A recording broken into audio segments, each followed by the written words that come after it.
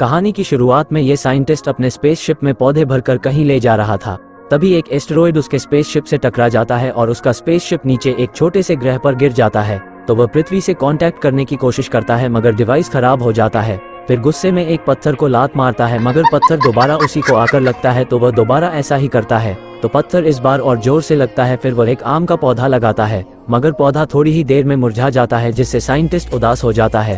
तभी एक यूएफओ उसकी ओर आता है और वहां क्रश हो जाता है तो साइंटिस्ट यूएफओ के पास जाकर देखता है तो उसे पैरों के निशान दिखाई देते हैं। वह निशान का पीछा करता है तो उसके आम के पौधे का कांच उसके पैरों के पास आकर गिरता है और आम का पौधा तेजी से बड़ा हो रहा था। जब वह पेड़ के पास जाकर देखता है तो उसे एक एलियन लड़की दिखाई देती है जिसे देखकर साइंटिस्ट है तुझको जब से हाय मैं तो हिल गया, लगता है मेरे सीने से दिल निकल गया। अभी एलियन लड़की साइंटिस्ट के पास आती है जिसके बाद वो उसके सारे पौधे स्पेसशिप से बाहर निकालकर इस ग्रह पर लगाने लगती है। लेकिन अचानक साइंटिस्ट का ऑक्सीजन खत्म हो जाता है जिससे उसके हेलमेट पर फाग जम जाता है। ये देखकर वो एलियन लड़की उसका हेलमेट निकाल देती है जिससे साइंटिस्ट का दम घुटने लगता है। तभी लड़की अपनी शक्ति की मदद से उस पूरे ग्रह पर पेड़ पौधों की मदद से वायुमंडल ऑक्सीजन को लाती है।